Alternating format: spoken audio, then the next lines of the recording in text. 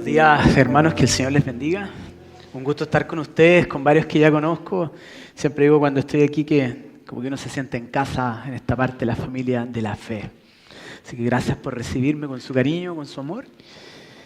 No sé si se escucha bien, ¿sí? Amén. Hoy día quiero compartirles una palabra del Señor que está en la primera carta de Pedro. Así que si me acompañan, por favor, a Primera de Pedro, capítulo 2, versículos 11 y 12. Ustedes acá usan la versión Reina Valera 1960, ¿cierto? Ya. Nosotros estamos trabajando con la NBLA en nuestra iglesia. Pero voy a leer acá la versión que usan ustedes para no generar controversias ni problemas. Si lo tienen, me dicen amén, por favor. Amén. Dice así la palabra del Señor, Primera de Pedro, capítulo 2, versículos 11 al 12. ¿Cómo dice el título ahí en sus Biblias? Vivid como siervos de Dios. La NBLA dice, conducta de los creyentes en el mundo. Amados, yo os ruego, como a extranjeros y peregrinos, que os abstengáis de los deseos carnales que batallan contra el alma, manteniendo buena vuestra manera de vivir entre los gentiles, para que en lo que murmuran de vosotros como de malhechores, glorifiquen a Dios en el día de la visitación al considerar vuestras buenas obras. Este pasaje es extraordinario, mis hermanos, porque incluye muchas cosas relacionadas con la vida del creyente. El título de esta predicación es Extranjeros y peregrinos con esperanza. No sé si conocen un poco el contexto de la carta de Pedro.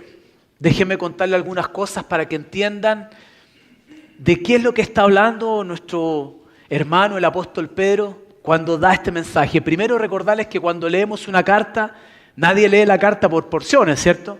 Nadie dice, querida María, y después lee el final, o lee el final y se salta el inicio. Siempre debemos recordar que cuando nos enfrentamos a una carta, la carta está dirigida a destinatarios para que la leyeran de inicio a final. Así es que le queda en sus casas la tarea, el bendito privilegio de leer la carta completa. Esta carta es escrita a los expatriados. En el capítulo 1, versículos 1 al 2, se los voy a leer para que entendamos mejor cuál es el contexto de esta palabra. Dice Pedro, apóstol de Jesucristo, a los expatriados de la dispersión en el Ponto, Galacia, Capadocia, Asia y Bitinia, elegidos según la presencia de Dios Padre en santificación del Espíritu, para obedecer y ser rociados con la sangre de Jesucristo, gracia y paz os sean multiplicadas. Pedro se identifica en esta carta para hablarle a estos hermanos que son expatriados. Y dice que están expatriados en una dispersión, Ponto, Galacia, Capadocia, Asia y Bitinia. Para que entendamos el contexto. Algunos piensan que estos expatriados eran hermanos gentiles que habían sido dispersados a lo largo del Imperio Romano en los distintos territorios. Otros piensan que a lo mejor eran judíos, cristianos, que habían sido dispersados, o una mezcla de ambos. Lo cierto es que no importa si son gentiles o judíos. Son hijos de Dios que habían sido dispersados por distintos lugares, que es lo que relata Pedro en este inicio. Pero fíjense qué fascinante el versículo 2. Elegidos según la presencia de Dios Padre en santificación del Espíritu para obedecer y ser rociados con la sangre de Jesucristo. Esa es la identidad de estos hermanos. Hijos del Dios Altísimo por la bendita obra de Dios. Y es en este contexto que se desarrolla esto. Esta carta fue escrita probablemente entre el año 62 o 64 después de Cristo. Pero ¿saben en qué contexto, mis hermanos? No solo de dispersión, no solo de personas que habían sido expatriados de sus lugares, persecución. El emperador que estaba reinando en esos tiempos en el Imperio Romano era Nerón. Esta carta se escribe cuando se empezó a iniciar una persecución. Una persecución que después se desataría terriblemente y vendría una persecución terrible a nuestros hermanos que serían muertos y torturados por la causa de Cristo. Pero ya estaba sucediendo una persecución y horrorosos crímenes en contra de los hijos del Señor. A estos hermanos le escribe Pedro y mire lo que les dice: gracia y paz sea multiplicada. La pregunta que yo me hago y digo: ¿qué te pasa, Pedro? ¿Cómo tú nos dices gracia y paz sea multiplicada en medio de un contexto de persecución? Por eso esta carta es maravillosa y nos recuerda a nosotros que somos extranjeros y peregrinos con esperanza. Acompáñenme a orar. Padre, te damos gracias por el privilegio de servirte, de amarte. Y tal como el apóstol Pedro, inspirado por tu Espíritu, nos recuerda que somos hijos tuyos por tu bendita obra de gracia en nosotros. Padre, Hijo y Espíritu Santo, Dios Trino relacionándose con nosotros. Y te complació salvarnos por tu gracia para tener una relación contigo. Has querido revelarnos tu palabra, no por méritos, no por capacidades propias, no por lo que yo pueda o no pueda hacer, solo y nada más porque tú quisiste intervenir. Señor, te quiero pedir que esta palabra que vamos a profundizar hoy cale en lo más profundo de nuestros corazones. Señor, permíteme como un mero instrumento en tus manos, portadores de tu gracia porque interveniste en nosotros, poder decir tu palabra de la forma que a ti te agrada. Señor, líbrame de robar tu gloria al exponer tu palabra. Libra a mis hermanos del orgullo y la vanagloria también al recibirla. Y permítenos, Señor, no solo oír, sino que ser oidores y hacedores para complacerte a ti. Y que nuestra vida realmente sea la evidencia de la bendita obra de Dios en nosotros, en este mundo caído. Gracias, Padre, por el privilegio de tu Espíritu que abre nuestro entendimiento. Ayúdanos en nuestras debilidades y flaquezas a recordar que te necesitamos con fervor y con desesperación, Señor, para servirte y tener vidas de adoración. Padre, a ti sea la gloria y la honra. En el nombre de nuestro Señor y Salvador Jesucristo. Amén. Ustedes han oído o visto en las noticias lo que está pasando hoy en día, ¿cierto? Rumores de guerra, guerras, delincuencia en nuestro país, incertidumbre por los escenarios políticos, incertidumbre en el mundo. Nuestros hermanos expatriados se enfrentaron a algo similar, mis hermanos. Pero con mayor detalle y profundidad debemos recordar que somos extranjeros y peregrinos, pero con esperanza. Porque a diferencia del mundo, tú y yo somos hijos de Dios por la bendita intervención de Dios en nuestras vidas. Y por eso quiero invitarte que en ese contexto tengas conciencia de que eres hijo del Señor y una esperanza viva en tu vida. A pesar de lo que estés enfrentando en este mundo o en tu situación particular, si enfrentas algún problema o alguna necesidad, el Señor es contigo. Hoy día veremos 3 puntos principales en función de los pasajes que leímos. 1, debemos abstenernos de los deseos carnales en este mundo porque somos hijos de Dios. 2, debemos testificar al mundo con nuestras vidas que somos hijos de Dios. Y 3, Dios usará las buenas obras de sus hijos para que en el mundo le reconozcan a Él y le glorifiquen a Él. En este escenario de incertidumbre, en este escenario de rumores de guerra, también nos encontramos con distintos tipos de personas. Leí hace un tiempo atrás interesantes artículos en el mundo secular, en el mundo de la psicología, que existen 2 tipos de personas. Hay un grupo de personas que son los diferentes. Era así como un estudio hablaba de la conducta narcisista. No sé si sabes lo que son los narcisistas. Aquellos que quieren todo, el éxito, aquellos que se creen mejores que los demás, que siempre quieren llamar la atención y quieren que todos se vuelquen hacia ellos. Este estudio decía que había una nueva perspectiva que motivaba a estas personas y que gatillaban su conducta. ¿Y saben lo que era eso? La búsqueda por más atención y admiración. Atención como por ejemplo cuando alguien sube a las redes sociales fotos de su familia y su aparente perfecta vida, queriendo más likes, llamados de atención. Y otros quieren la admiración por lo que hacen o lo que son. Y que cuando no se vuelca la atención hacia ellos, toman una actitud agresiva hacia los demás. Narcisismo. Yo te pregunto, este tipo de personas que empieza a disociarse del resto, estamos hablando en el mundo secular, estamos hablando que este es un estudio que se da incluso en el mundo, y se detecta este subconjunto de personas que trata de abstraerse de los demás porque se creen mejores o quieren la atención. ¿Es el llamado que el Señor nos hace a nosotros como extranjeros y peregrinos en esta tierra? ¿Les ha pasado que a veces ven este tipo de conducta incluso los hijos del Señor? Otro grupo de personas, otros extremos. Aquellos que son influenciados por el mundo. Hay un estudio que se llama teoría de influencia social. Personas que son influenciadas por tener relación con otras personas, que incluso los hace cambiar de conducta y de mentalidad por lo que vive el resto. ¿Será acaso que, por el contrario, en vez de abstraerse, apartarse del mundo como los narcisistas, estamos llamados a ser como el mundo? ¿O dejarnos influenciar por el mundo? Evidentemente no. Un hijo de Dios debe reflejar sí o sí que es hijo de Dios. Y la imagen de Cristo debe ser evidente en él, genuinamente. De que Dios es el Señor de tu vida y estamos llamados activamente a predicar el Evangelio y a ser discípulos. Pero como dice este pasaje, nuestra forma de vida debe dar testimonio de que servimos a uno solo. Hermano mío, y le pido al Señor que esto cale tu corazón.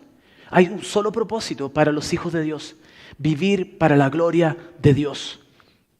Vivir para la gloria de Dios significa que no importa lo que tú piensas, no importa lo que tú quieres, no importan tus planes, solamente una cosa importa: que tengas una vida que agrade a Dios. Y muchas veces eso va a significar que tus planes, tus deseos, tu conducta debe anclarse en el Señor y renunciar a cosas que tú deseabas, o que el Señor debe transformar en tu vida, progresivamente hasta el día en que el Señor nos llame. Te quiero preguntar en esta mañana, iniciando esta palabra: ¿vives para la gloria de Dios y deleitarte en Él? ¿Cómo dice Pedro, gracia y paz sean multiplicadas en un contexto de persecución? ¿Cómo puedes deleitarte en Dios en una perspectiva de persecución, sufrimiento y en estos tiempos de ansiedades, de incertidumbre? ¿Cómo podemos evitar caer en esta especie de narcisismo o de ser influenciados por el mundo cuando el mundo precisamente tiene estos dos grandes grupos de personas? El cristiano reacciona y responde al glorioso evangelio de Cristo Jesús. ¿Eres hijo de Dios? Entonces tú debes reaccionar al evangelio. ¿Y sabes cómo reacciona un hijo de Dios? Entregándose por completo a su Señor. Y hoy día específicamente vamos a ver demandas del Señor para nuestra vida por medio del apóstol Pedro. En medio de un contexto y un escenario tremendamente complejo para los hermanos de la época, pero también para el nuestro. Primer punto: debemos abstenernos de los deseos carnales en este mundo porque somos hijos de Dios.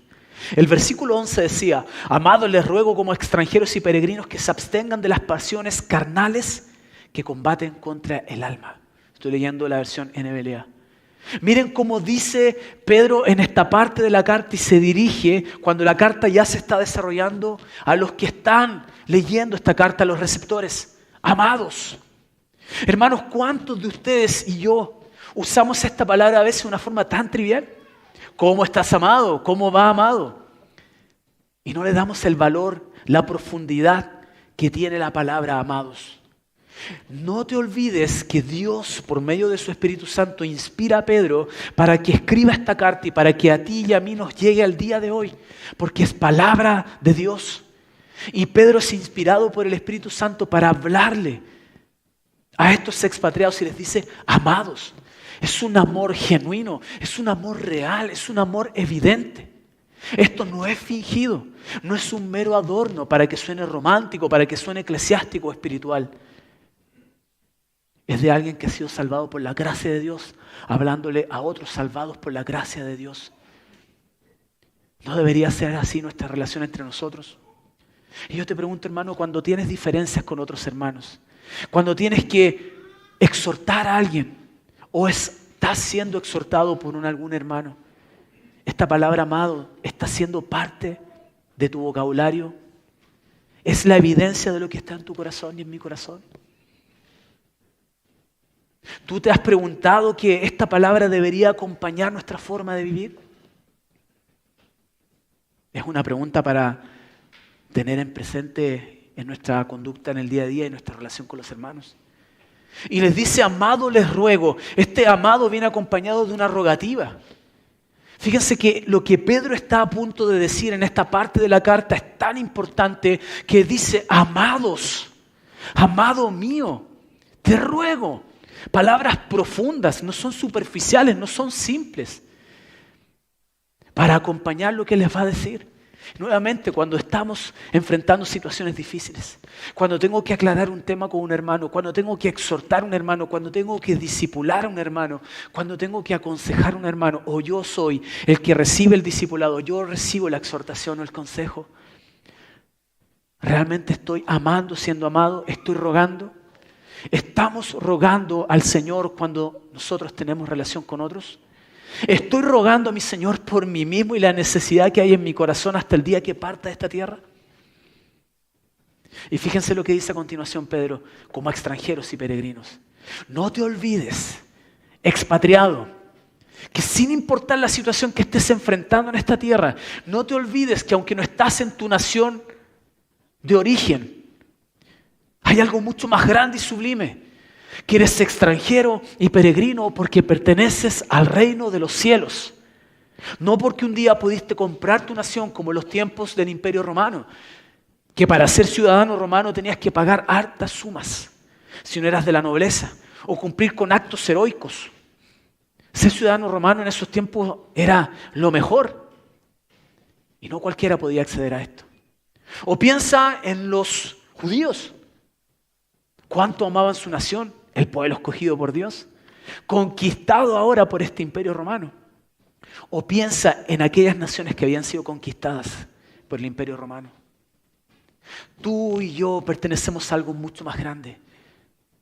Quizás muchos hemos pensado en nuestra nación chilena, quizás hermanos, amigos que están aquí, que vienen de otros países, piensan en cuál es su nación, los problemas que habían en su nación o lo que extrañan de su nación. Lo cierto es que hay una identidad mucho más grande y profunda, que no obedece a los patrones de esta tierra, es que somos extranjeros y peregrinos porque pertenecemos al reino de los cielos. Y el que nos dio entrada a ese reino es Jesucristo el Señor, al precio de su sangre, porque a Dios Padre le complació elegirnos para ser parte de sus hijos. Y ha enviado su Santo Espíritu a tu corazón y a mi corazón, para que ahora no solo tengamos la identidad en Cristo Jesús como hijos de Dios, sino que seamos transformados a la imagen de aquel que dio su vida por ti y por mí. Y para que genuinamente evidenciemos quién es Él. Hermano, esto tú no lo puedes fingir. No puedes levantarte un día en la mañana y decir, Señor, hoy día yo quiero ser como tú. Esto demanda de ti y de mí que tengas una relación con el Señor. Y te quiero preguntar, ¿tienes una relación profunda con Dios? ¿Estás evidenciando que eres hijo del Dios Altísimo, de esos extranjeros y peregrinos? Hermano, esto no es para condenarte, es para que reflexiones. A veces las adversidades, las pruebas, el sufrimiento es necesario, porque nos recuerda cuánto necesitamos de nuestro Señor, pero también trae la esperanza viva de que Él es tu Señor, mi Dios y mi Rey. Y frente a todo esto, el mismo Pedro nos recuerda en el versículo 10 que somos pueblo de Dios. Esa es tu identidad. Por eso eres extranjero y peregrino. Jesús, cuando oró al Padre en Juan 17:14, dijo, no son del mundo, como tampoco yo soy del mundo. Pero eso no significa que estás llamado a ser un narcisista y a abstraerte del mundo. Ni tampoco tratar de llevar la predicación haciéndote como parte del mundo, influenciándote por el mundo. Tu identidad es en Cristo Jesús y debe marcar la diferencia en este mundo caído. No para creernos superiores. No te olvides cuál era tu condición y la mía. Miserables, perdidos, muertos en vida. Pero un día Dios quiso intervenir. Y ahora somos portadores de la gracia de Él. No para mérito mío ni tuyo, sino que para anunciar las buenas nuevas de Jesús. Pero para eso necesitamos tener una relación profunda con el Señor. Amar como Él ama.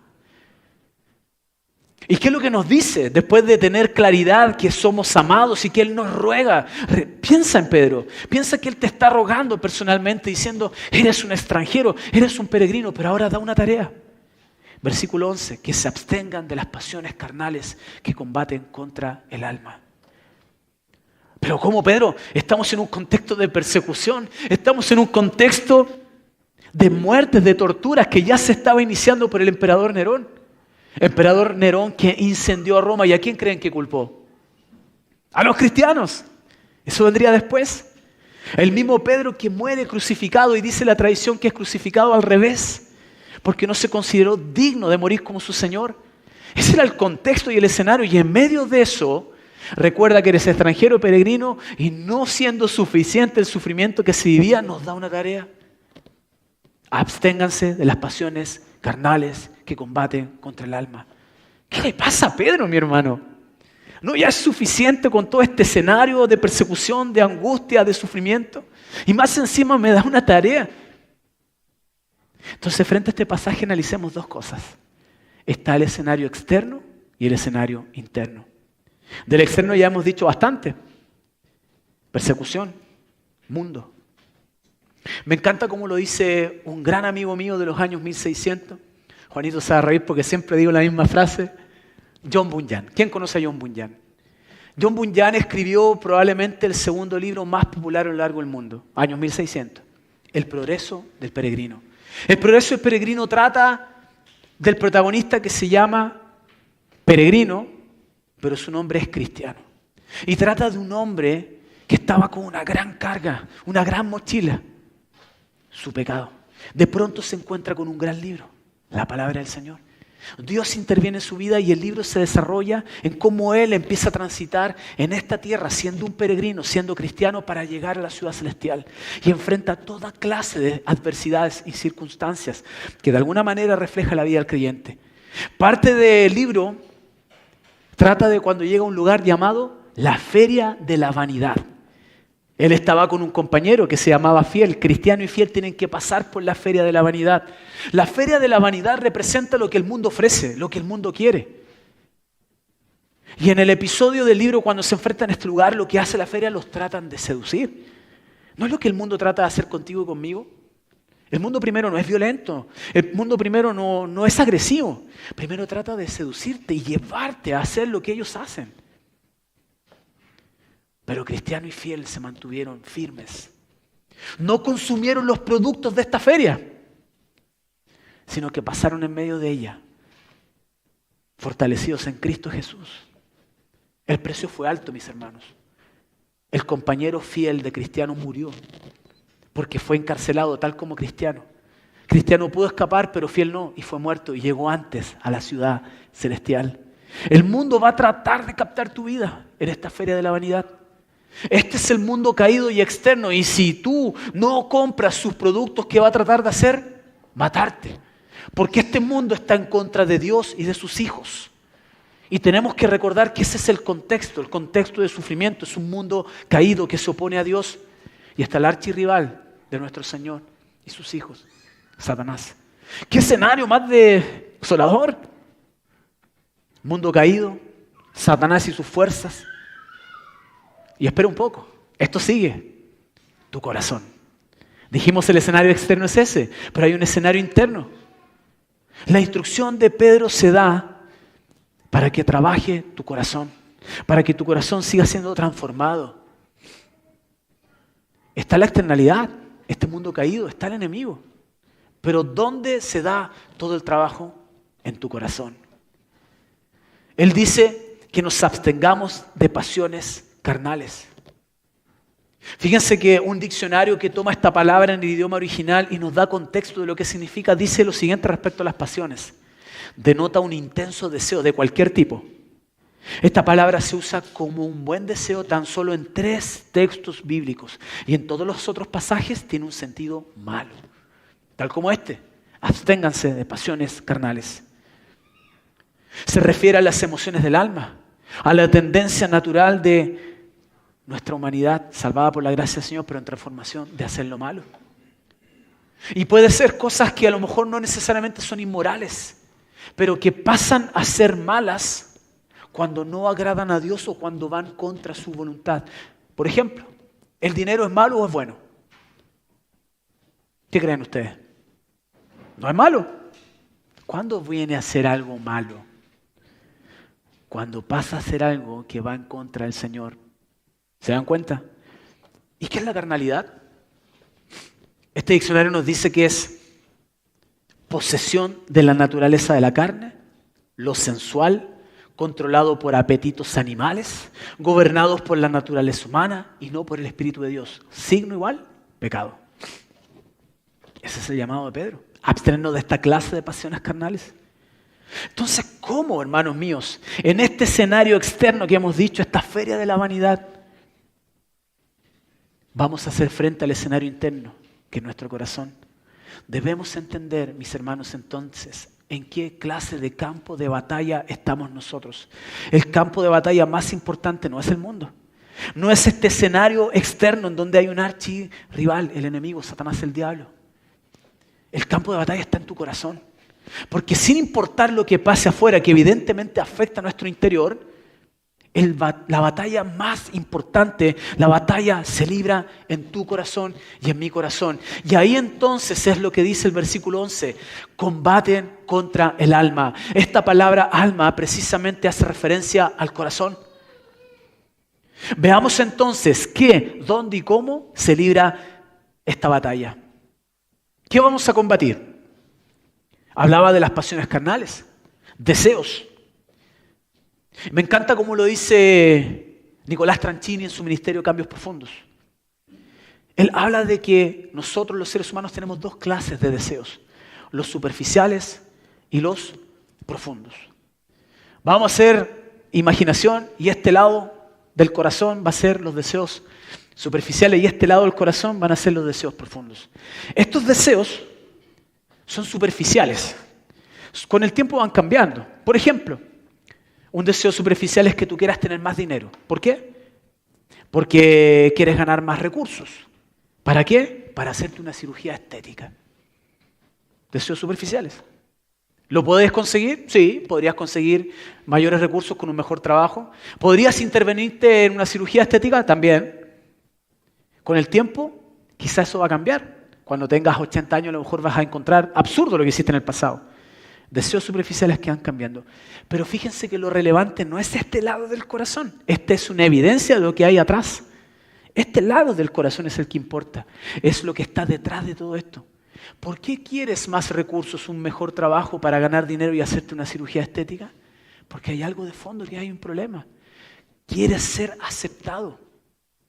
Tienes temor a que eres rechazado. Déjame decirte que los deseos superficiales pueden ser satisfechos en cierto modo, sí, pero los profundos nunca van a cambiar ni nunca van a ser satisfechos porque solo Dios puede hacer frente a este lado. ¿Te das cuenta de eso? Ponte a pensar ahora en todos los propósitos que tienes en tu vida, los planes que has puesto delante del Señor, si realmente están siendo deseos superficiales para atacar algo profundo que solo Dios puede obrar. Eso es lo que estamos combatiendo. Y tenemos que sacarnos de los ojos la venda que a lo mejor nos está manteniendo en una vida superficial. Tenemos que apuntar a lo profundo del corazón. En solo Dios puede obrar, mi hermano, y eso demanda algo de ti, de mí. Me encanta la definición del Evangelio de Tim Keller. No se trata de lo que tú y yo hagamos. El Evangelio es lo que Dios hace por nosotros. Pero la cita no acaba ahí, porque podríamos sentarnos de brazos cruzados. Total, el Señor lo hace todo y estamos listos. El que es hijo de Dios, aquel que ha sido salvado por su gracia, la primera parte de la carta de Pedro, capítulo 1, primeros versículos, ¿sabe lo que hace? Responde al glorioso evangelio de Cristo Jesús. Y responde de una manera en que se entrega por completo a su Señor, siguiendo los pasos de su Señor. Tal como cristiano y fiel que lo dejaron todo cuando el Señor intervino. Y no se dejaron absorber por la feria de la vanidad. Y batallaron en su corazón teniendo una relación con Dios. Hermano, estos son los graves y más grandes problemas de todo hijo de Dios. No tenemos relación con Dios. No se trata que pongas el cronómetro y compitas contra el tiempo. Se trata de los tiempos de calidad que le das al Señor a diario. Y te aseguro que si tienes tiempos de calidad con tu Señor, Dios va a empezar a poner un deseo y un deleite tan grande en tu corazón por medio de su Espíritu Santo, que tú después no vas a querer salir de tu casa, no vas a querer que pase el día sin haber estado en el tiempo más importante del día, Dios y tú. Ahí se libra la batalla campal, ahí es donde tu corazón es transformado, ahí en donde estos deseos profundos son atacados por la obra de Dios y su Espíritu Santo. ¿Lo crees así? Hermano, muchas veces el gran paso que vas a dar no va a ser algo que es supra espiritual. ¿Sabes qué va a hacer? Tal vez poner el reloj un poquito antes y levantarte más temprano. O dejar de ver quizás alguna serie en particular o actividades que sabemos que no llenan el alma. para estar con tu Señor. ¿Dónde vamos a combatir esta batalla? Ya lo dijimos, en el corazón. Ya pareciera ser brutal todo lo que decíamos respecto a la externalidad del mundo, el sufrimiento. Y darnos cuenta que hay una batalla que librar en nuestro corazón. Fíjense que C.S. Lewis escribió un libro, Las Crónicas de Narnia, la travesía del viajero del alma. Él escribe estos libros con un sentido de poder mostrar lo que es el Evangelio en un cuento. Quizás más conocido por las películas. Parte del episodio del libro habla de la isla oscura. ¿Qué es lo que era la isla oscura? La isla oscura era un lugar en donde tus sueños se hacen realidad. Cuando los marineros en el cuento se dan cuenta de esto, dijeron, fabuloso, todos mis sueños se van a hacer realidad. ¿Qué habrán pensado? Poder, gloria, dinero, recursos. Hasta que de pronto hubo uno que recordó en sus sueños pesadillas, temores. Y en esta isla todos los sueños se hacen realidad, también las pesadillas. Entonces se dieron cuenta que esta isla no era tan maravillosa, porque en el corazón cargamos con cosas oscuras, porque aún hay pecado remanente en nuestras vidas. Y se dieron cuenta que esta isla maravillosa no era tan maravillosa, por eso en realidad esta isla oscura era una isla siniestra. Yo me pregunto, hermano, si esta isla fuese real, ¿qué clase de sueños o pesadillas se materializarían de nuestro propio corazón? Necesitamos desesperadamente a nuestro Señor. Necesitamos con fervor ir a los pies de Cristo en una relación personal que es oración, palabra, ayunos, congregarnos, pero con el sentido correcto y que el mundo vea en nosotros una vida que realmente glorifica al Señor. ¿Y cómo combatimos entonces? Primero tenemos que darnos cuenta que cuando Dios establece una orden, una instrucción y una advertencia al cristiano, ¿qué hace? Responde en obediencia. Pero existen dos clases de obediencia.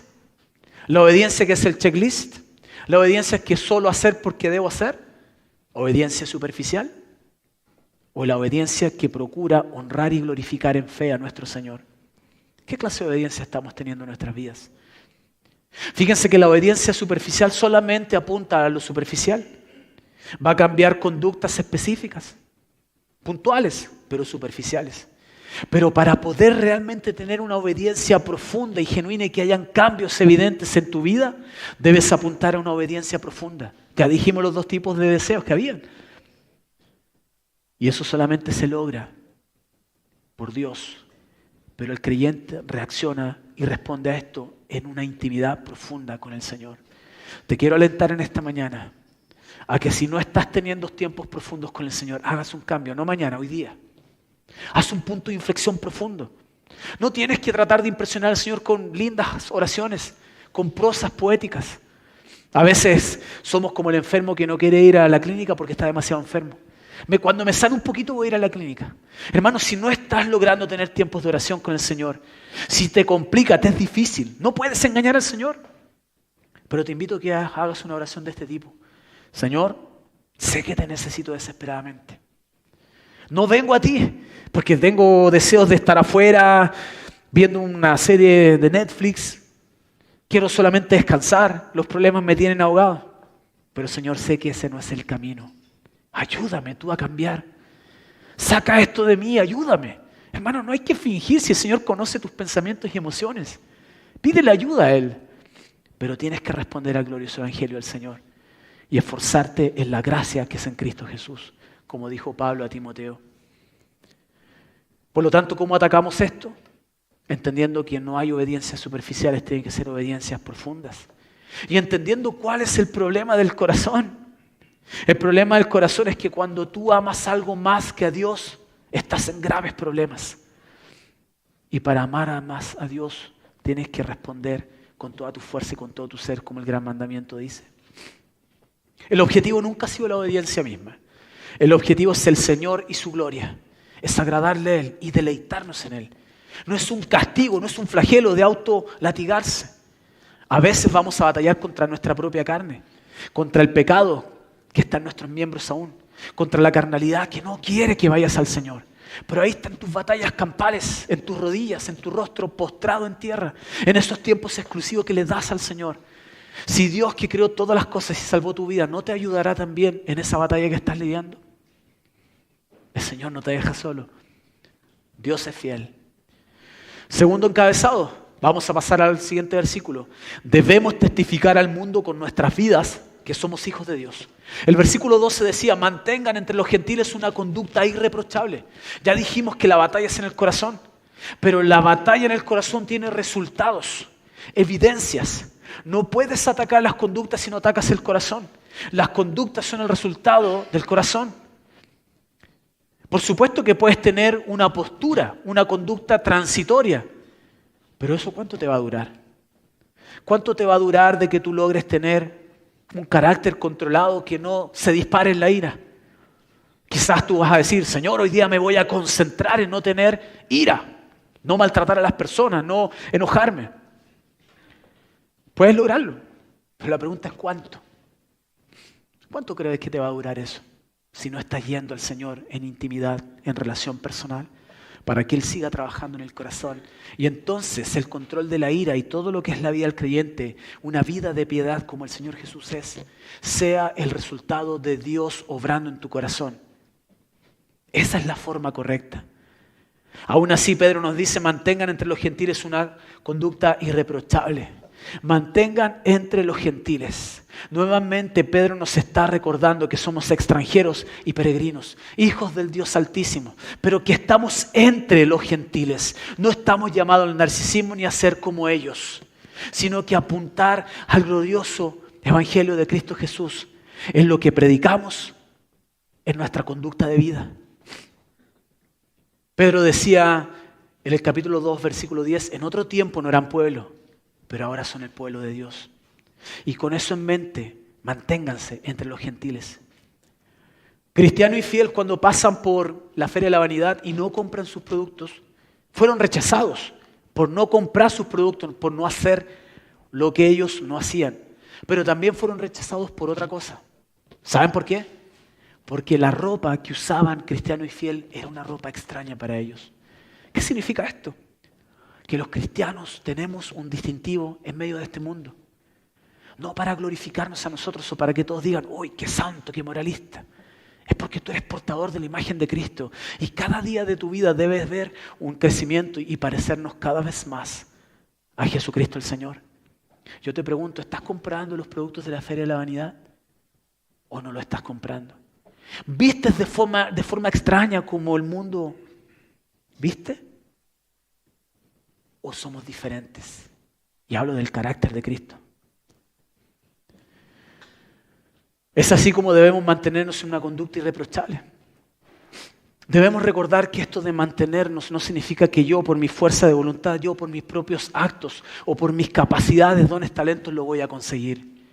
Esto es lo que se llama la preservación del creyente. Dios es quien obra en nuestras vidas y Él es el que nos ayuda a mantenernos en este camino angosto de la vida. Respecto a esto, R.C. Sproul decía, mi confianza descansa en el poder de Cristo para sostenerme con su gracia y por su poder. Y Él nos va a conducir con su seguridad. Caminamos así, con la confianza en Cristo Jesús. Si tenemos fe en Cristo Jesús, en nuestro Redentor y Salvador, nuestra vida debe entonces ser una evidencia de lo que decimos. Y eso implica nuevamente, mi hermano, tiempos íntimos y profundos con el Señor. Entonces, cuando nos damos cuenta de este mandato, primero nos decía, abstente de las pasiones carnales, sentido negativo, y ahora mantente entre los gentiles con una conducta irreprochable, sentido positivo. Nos damos cuenta entonces que esta perseverancia en el Señor, porque Él es el que nos preserva de nuestro propio pecado remanente, es como que el Señor nos continúa salvando, no porque vamos a perder la salvación, es porque aún hay pecado entre nosotros, en nuestros corazones, y necesitamos que seamos transformados por la mano de Dios. Él es el que nos mantiene, es el que nos preserva para que perseveremos hacia adelante. Y esto va a traer un cambio, va a traer una evidencia real. La NTV dice para este pasaje, procuren llevar una vida ejemplar. Hermano, solo Dios sabe lo que tú haces en tu intimidad cuando no están los demás mirándote. Tu vida está glorificando al Señor en la intimidad en donde sea que te muevas. ¿Qué es lo que estás mirando? ¿Qué es lo que oyes? ¿Qué es lo que dices? ¿Qué es lo que haces? No se trata para avergonzarte ni para compararnos con los demás. Se trata de que vives para la gloria de tu Señor. Me encanta una frase de A.W. Tozer que dice lo siguiente: hay cristianos peculiares cuya sola presencia incita a otros a ser mejores cristianos. Yo quiero ser de ese tipo de cristianos. ¿Vivimos así? Tenemos ese anhelo, pero para la gloria de Dios y no para que recuerden mi nombre, mi apellido o el tuyo, sino que a nuestro Señor. Veamos entonces una aplicación. ¿Cómo puedo yo abstenerme de los deseos carnales? ¿Cómo puedo tener yo una conducta irreprochable, una vida ejemplar? Lo negativo, lo que no debo hacer, lo positivo, lo que sí debo hacer. ¿Cómo podemos lograr esto? Volvamos al inicio de nuestra vida cristiana. El día en donde el Señor vino a tu vida, cuando estabas declarado en bancarrota, Dios abre tus ojos. El momento más extraordinario de tu vida está a ese punto. ¿Te acuerdas de ese momento? ¿Vivimos así?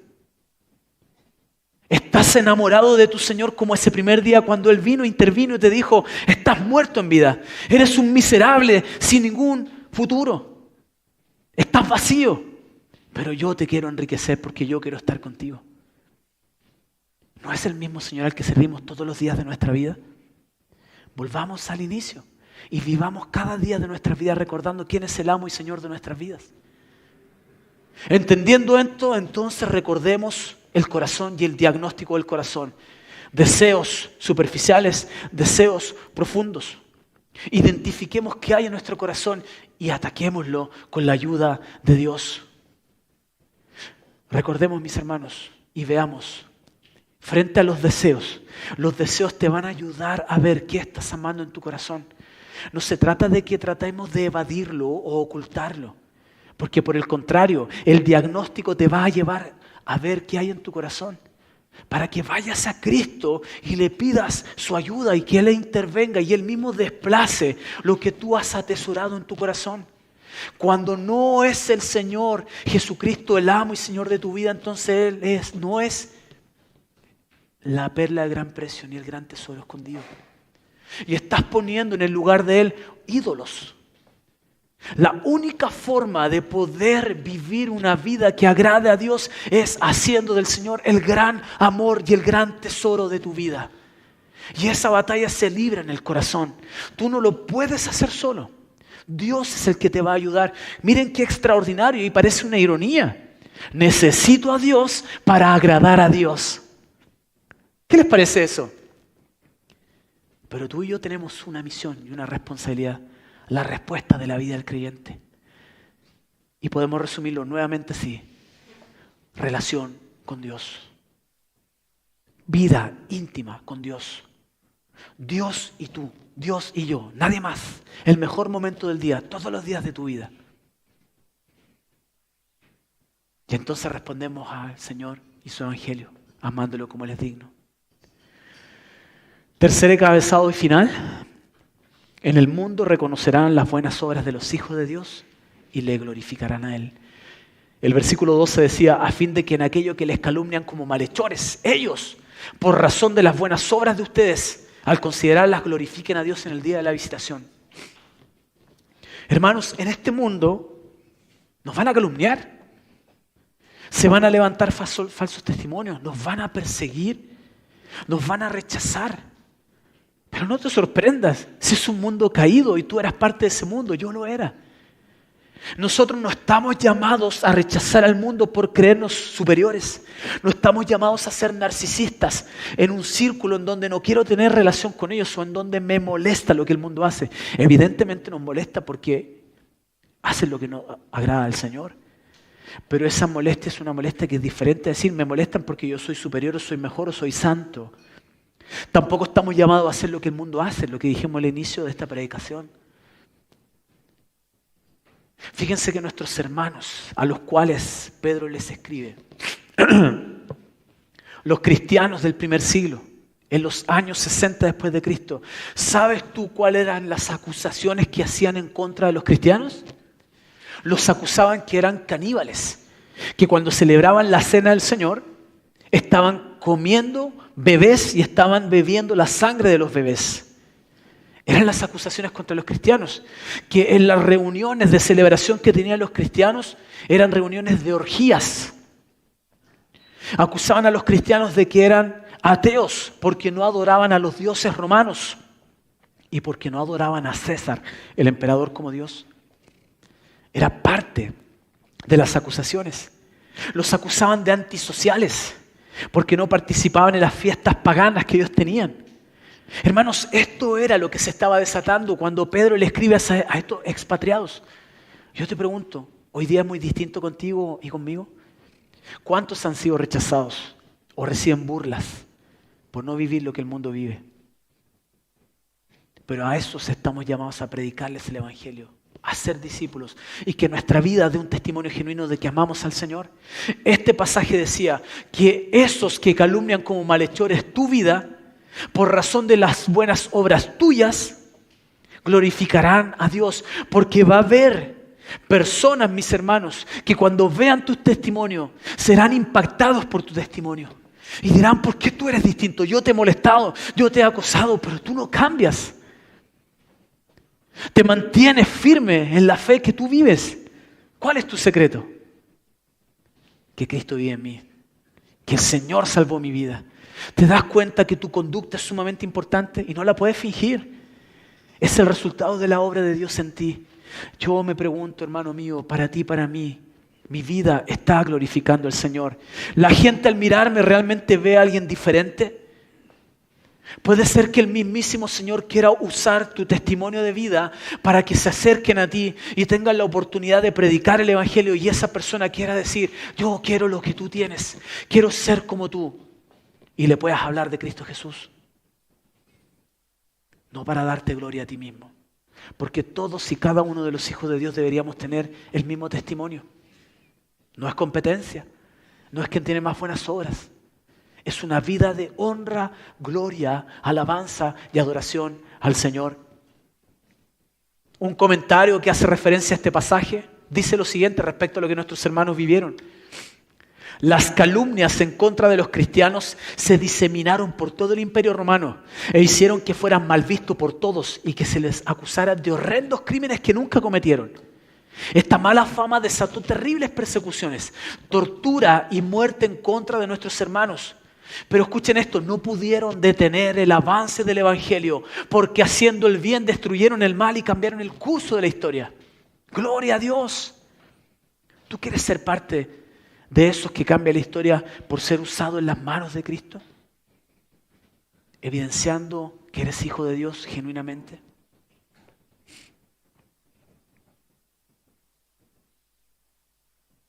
El Señor Jesucristo nos dijo en el Sermón del Monte, Mateo capítulo 5, versículos 13 al 16, ustedes son la sal de la tierra. Ustedes son la luz del mundo. Así brille la luz de ustedes delante de los hombres, para que vean sus buenas acciones y glorifiquen a su Padre que está en los cielos. La sal produce el efecto de retrasar la putrefacción moral y espiritual en este mundo. Y la luz son esas buenas obras que evidencian de que el Señor es nuestro Dios, que algunos reconocerán y que dirán que somos hijos de Dios y le darán gloria a Dios y se entregarán por el testimonio de sus hijos. ¿Significa eso que no debemos predicar el Evangelio y hacer discípulos? No. Significa que tu testimonio es una garantía y un aval de que eres hijo del Señor. Tal vez a veces no podrás predicar expresamente la palabra, como en tu trabajo. Tal vez no puedes llegar con un megáfono diciendo: Cristo viene, Cristo vive. Pero verán tu conducta y será una oportunidad para predicar del Evangelio de Cristo. No te olvides, mi hermano, esto no lo puedes fingir. De un día para otro no cambia. Debemos rendirnos al Señor con todo nuestro ser y tener una vida de relación personal, profunda e íntima con Dios. Tiempos de oración, tiempos de ir a su palabra, de conocer al Dios vivo que está expresado en su palabra, para que el Espíritu Santo te vaya mostrando quién es Él y Él te vaya transformando para ser más como tu Señor y mi Señor Jesucristo. ¿Lo deseas? Jesús dijo en Juan 8:12, yo soy la luz del mundo. El que me sigue no andará en tinieblas, sino que tendrá la luz de la vida. Jesús es la luz del mundo por excelencia. Por eso cuando la gente nos vea y vean algo especial, no es para que le robemos la gloria a Él, porque la gloria es solo de Él, sino la oportunidad de anunciar que Él es nuestro Salvador. Nuestro testimonio es un distintivo imborrable, indiscutible, único, de que somos hijos del Señor. Y nuestra conducta debe precisamente avalar lo que nosotros predicamos y discipulamos. No dejes que este mundo te ofrezca sus productos. No dejes que la feria de la vanidad te atrape. Ten una vestimenta diferente que te diferencie respecto a la vestimenta de aquellos que estaban en la feria de la vanidad. No nos creamos superhéroes o super santos que actúan en una especie de narcisismo con el mundo, ni entre nosotros mismos. Haz todo para la gloria del Señor. Ataca los deseos profundos, no los superficiales, los cuales solo Dios puede cambiar, para que nuestras vidas se evidencie que Él es nuestro Señor. Tal vez aquí hay alguien que se ha dado cuenta que no ha vivido la vida que agrada al Señor. O tal vez hay alguien que no le ha rendido la vida a Cristo. O en sus casas que escuchan este mensaje. Quiero invitarte a que le entregues la vida al Señor por completo. A que realmente el Señor Jesucristo sea el tesoro más grande, importante y único en tu corazón. A que lo ames con toda tu vida. Y que tu vida ahora sea para Él y tengas tiempos profundos con Él. Cámbialo ya, no esperes ni un solo día. Ve al Señor Jesús. Ten tiempos profundos con Él. Todo lo que estamos viviendo afuera simplemente nos recuerda la necesidad inminente, desesperada que tenemos de Él. Pero el privilegio y el honor y el deleite que es estar con el Señor. Y aquel que no le ha dado la vida al Señor, ríndesela. Jesús dijo, yo soy el camino, la verdad y la vida. Jesús es la vida. Y el Señor nos llama para tener la más grande riqueza en el corazón, tenerle a Él como nuestro Señor.